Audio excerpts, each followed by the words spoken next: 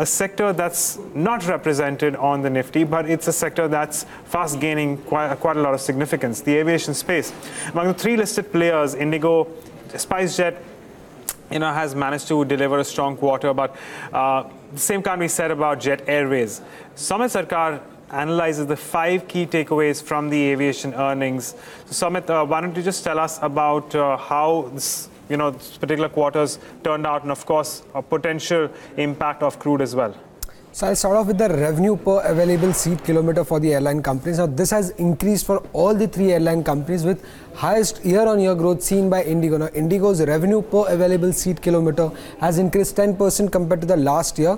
Now Jet's growth has remained muted at 1.4%, while that of SpiceJet, if you see, it has been growing continuously. In the first quarter of financial year 2018, it grew by 4%, and in second quarter by 7%, and in this quarter, that is the third quarter of financial year 2018, it has grown by 9%. Now this is mainly on the back of passenger growth and because of increasing fare. Now speaking of average fare, the average fare earned by an airline company in the third quarter has increased for Indigo and SpiceJet, but for Jet Airways it has fallen. Now Indigo's average fare has increased by 7%, while that of SpiceJet has increased by 9%. But if you see that of Jet Airways, it has declined by 1.5%. This is mainly on the back of weak international business of Jet Airways. Now moving on to the cost side, now if you see the cost per available seat kilometer for all the 3 airline companies in the third quarter of financial year 2018 has increased. Now this is mainly on the back of higher aviation turbine fuel prices. Now the ATF prices in the third quarter of financial year 2018 were 13% higher on an average,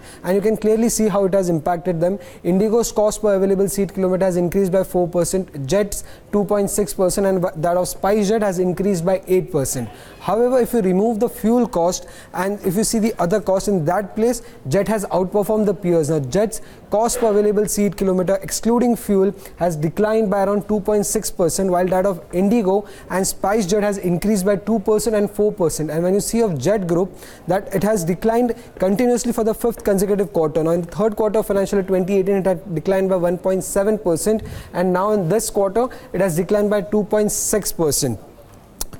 2.6%. Now moving on to the core profit, that is revenue minus cost per available seat kilometer.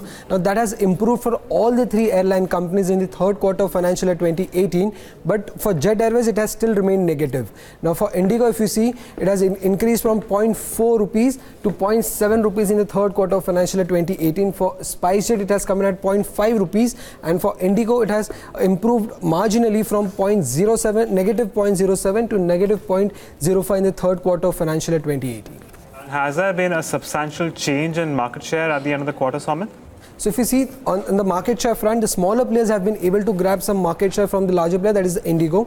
Now Indigo's market share has come down from 41.6% in the last year to 39.5% in the third quarter of financial year 2018. While that of smaller players like Go Air, Air Vistara, Air Asia has increased. Go Air's market share has increased from 8.1% to 9.1%, while that of other players like Air Asia and Vistara has increased from 6.8% to 8.2%. Players like Jet, Air India and SpiceJet has seen their market share stable at 17.2, 13.2 and 12.8% for the December ended quarter.